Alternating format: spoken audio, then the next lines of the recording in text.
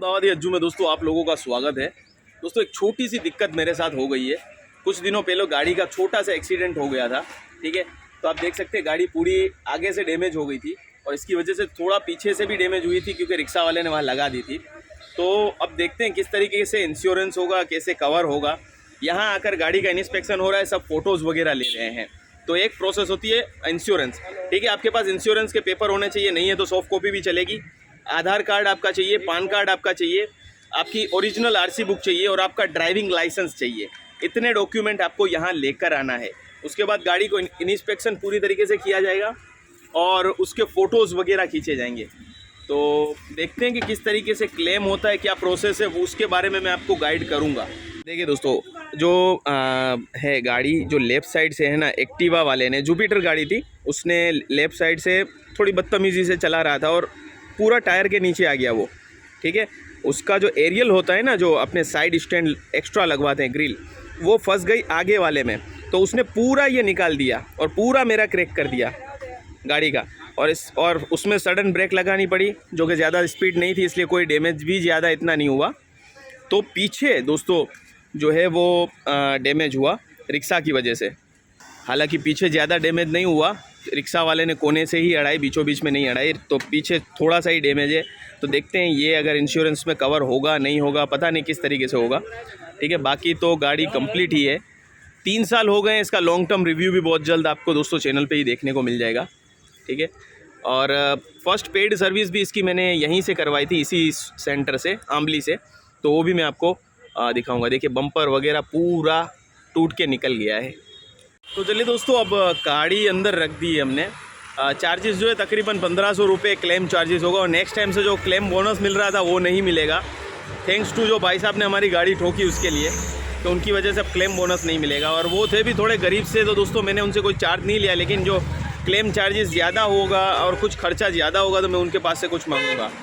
अब दोस्तों यहाँ पर एक बात मैं आपको बताना चाहूँगा कि गाड़ी होने में 10 से 12 दिन लगेंगे, बहुत ज़्यादा टाइम लग रहा है। मंडे को सर्वे होगा, आज सैटरडे है, मंडे के दिन गाड़ी सर्वे होगी और उसके बाद मुझे बताया जाएगा कि क्या क्या चीज़ आपकी रिप्लेस होगी। और मैंने पूछा 10 से 12 दिन मैक्सिमम है, तो उन्होंने कहा कि हाँ 10 से 12 दिन से कभी ज़्यादा लग सकते हैं अगर पार्ट्स अवेलेबल नहीं है तो। एक भाई साहब वहाँ बैठे थे जिनकी पार्ट्स की वजह से काफ़ी दिन हो गए थे, तो वो थोड़ा टेंशन में थे। तो ये एक चीज़ है। तो चलिए दोस्तों, आगे जो भी अपडेट होगा पूरा एपिसोड एक साथ बनाऊंगा। जब गाड़ी आ जाएगी होके कंप्लीट, कैसी हुई, क्या हुआ, वो रिव्यू भी हम बनाएंगे। तो अभी के लिए इतना ही, अभी मैं घर जा रहा हूँ। तो दोस्तों घर जाने के लिए मैंने BRTS का सहारा लिया था, ठीक है। घर जा रहा हूँ, अभी इस्कॉन पे आया हूँ मैं, इस्कॉन मॉल पे। इसमें कुछ आपको मैं रूल्स बताना चाहूँगा, जो रूल्स वहाँ पड़े हैं। आपको प्रोसेस के अंदर एक फॉर्म साइन करवाया जाएगा जिसमें लिखा होगा कि अगर गाड़ी में कोई नो क्लेम हुआ कंपनी की तरफ से या कुछ भी हुआ, मतलब कुछ काम नहीं करवाएंगे, तो 7,500 रुपये प्लस टैक्स आपको भरना पड़ेगा, तब आपकी गाड़ी छोड़ी जाएगी। या तो छोटा मोटा कुछ काम ज़रूर करवाना होगा, तभी जाके गाड़ी आपकी छोड़ी जाएगी। तो ये बात का भी ख्याल रखना है कि क्लेम तभी करें जब जेन्युइन है। मेरा ऐसा बताया गया कि आपका क्लेम जेन्युइन है, कोई प्रॉब्लम आपको नहीं होने वाली, ठीक है। तो इस बात का खास ख्याल रखना है। बाकी थोड़े बड़े चार्जेस है, पार्किंग ये वो सब मिलाकर तकरीबन मुझे 1500 देने होंगे। अलग अलग कंपनी के अलग अलग चार्जेस होते हैं। तो मेरा बजाज का था जिसमें 1000 से लेकर 1500 के बीच में मुझे प्रोसेसिंग चार्ज देना होगा। तो चलिए मैं आपको थोड़ा अपडेट कर रहा था, पीछे के नज़ारे देख लीजिए। यह है अहमदाबाद का सबसे एक अच्छा एरिया, इस्कॉन है, जो सरखेज हाईवे पे आया हुआ है। इस्कॉन टेम्पल यहाँ नज़दीक में ही है, कभी उसका वीडियो भी हम इस चैनल पे बनाएंगे। और दोस्तों आज है वेडनेसडे मॉर्निंग, आपको अपडेट देनी है कि 4 दिन बाद क्या हुआ है प्रोसेस। सैटरडे को हमने गाड़ी रखी थी, संडे, मंडे, ट्यूसडे, आज वेडनेसडे की सुबह के 10:30 बज रहे हैं। और जस्ट मुझे जो मैत्रे भाई को हमने दोस्तों जो गाड़ी हैंड ओवर की थी, वहां पर जो एग्जीक्यूटिव थे उनका कॉल आया कि आपको एक टीपी लेटर देना है, मतलब कि जिससे आपकी गाड़ी का एक्सीडेंट हुआ, मतलब स्कूटर था तो उसको कुछ हुआ नहीं है, ऐसा लेटर उनको प्रोवाइड करना है। हालांकि मेरा क्वेश्चन था कि अगर आपको मैंने तभी बताया कि स्कूटर के साथ हुआ है तो बता दे, तो मैं दे देता, लेकिन उनको पता नहीं था। मुझे थोड़ा स्ट्रेंज लगा, पता होना चाहिए। आई थिंक वो तो ऐसे केसेस रोज हैंडल करते होंगे। तो एक लेटर पे लिख के देना है कि उनको कुछ नहीं हुआ, तो वो लेटर मैं दूंगा उनको। प्लस मेरे पास फोटोज भी अवेलेबल है जिसके साथ जो जिसने जो एक्सीडेंट दोस्तों किया, क्योंकि लेफ्ट साइड से वो ओवरटेक कर रहा था, गाड़ी को लगा था, तो वो सही सलामत है। मतलब वो भी क्लेम में कई बार आता है कि वो क्लेम ना करे वहाँ से उसकी अपनी गाड़ी के लिए, या फिर क्या कहते हैं कि खुद के लिए, मतलब उसको कुछ डैमेज नहीं हुआ, तो वो भी थर्ड पार्टी इंश्योरेंस में कवर होता है। तो वो मुझे लिख के देना है, और पुलिस कोई केस नहीं हुआ है वो लिख के मुझे एक कोरे कागज़ पे सिग्नेचर करके उनको भेजना है, और फोटोज़ भी पड़े हैं तो अपने भेज देंगे एक्स्ट्रा। तो ये एक प्रोसेस है कि ये प्रोसेस होगी, उसके बाद ही केसलेस आपका आगे बढ़ेगा, ठीक है। तो ये एक अपडेट देनी थी आपको। आज बुधवार हो चुका है, सर्वे हुआ और चौथे दिन मुझे अपडेट मिल रहा है कि अब काम चालू होगा। कहीं ना कहीं अगर लैंडमार्क होंडा वाले काम देख रहे हैं तो काम को थोड़ा फास्ट करिए, ठीक है। आपने मुझे मंडे को बोला था कि रिव्यू करेंगे, और मंडे को काम होगा, ठीक है। मैं इस दोस्तों प्रोसेस में कहीं भी इंटरफेयर नहीं करूंगा, क्योंकि अगर मैं इंटरफेयर करूंगा, पुश करूंगा, तो जल्दी गाड़ी बन जाएगी। मैं चाहता हूं कि एज अ कस्टमर आप लोगों को कितना वेट करना पड़ सकता है या कैसी परेशानियां होंगी, वो हम इस वीडियो में देखेंगे। सिर्फ आप लोगों के लिए परेशानियां झेल रहा हूं मैं, ठीक है। और दोस्तों दूसरी बुरी बात यह है कि इसमें डिले तो हुआ है। दूसरी बुरी बात, पीछे का जो रिक्शा वाले ने राइट साइड ठोका था वो क्लेम में मंजूर नहीं किया है। उसका रीज़न इस तरीके से बताया गया है कि आपकी जो गाड़ी थी वो पूरी आगे से लेफ्ट साइड थी, तो पूरा कवर नहीं मिलता है। आगे का पूरा आपका जो है आगे का मिल जाएगा, पीछे का नहीं मिलेगा कवर, ठीक है, क्योंकि वो एक्सीडेंट के साथ मैच नहीं करता। लेकिन एक्चुअल में वो एक्सीडेंट के साथ ही हुआ था, पहली चीज़। दूसरी चीज़ कि उन्होंने कहा कि भाई एक्सीडेंट के साथ भी हुआ था, तो आपकी जो पीछे की राइट साइड लगा है, बोले लेफ्ट साइड लगा होता तो ठीक था। और पहले के पुराने स्क्रैचेस थे उसको भी इन्होंने डैमेज में गिना है। एक दो स्क्रैचेस थे, जैसे गाड़ी बन के आएगी मैं आप लोगों को दिखाऊंगा कि उसमें एक आध दो स्क्रैचेस जो थे वो लारी वाले से घिस के दोस्तों लगे थे, उसमें कोई डैमेज नहीं था। डैमेज सिर्फ एक ही था, वो पीछे रिक्शा वाले का, बाकी छोटे छोटे स्क्रैचेस थे। तो वो भी दोस्तों आपका क्लेम रिजेक्ट कर सकते हैं इसकी वजह से कि भाई आपके स्क्रैचेस लगे हुए हैं जिसकी वजह से आपका एक्सीडेंट हुआ है। तो ये चीज़ दोस्तों आपको ख्याल रखनी है, ठीक है।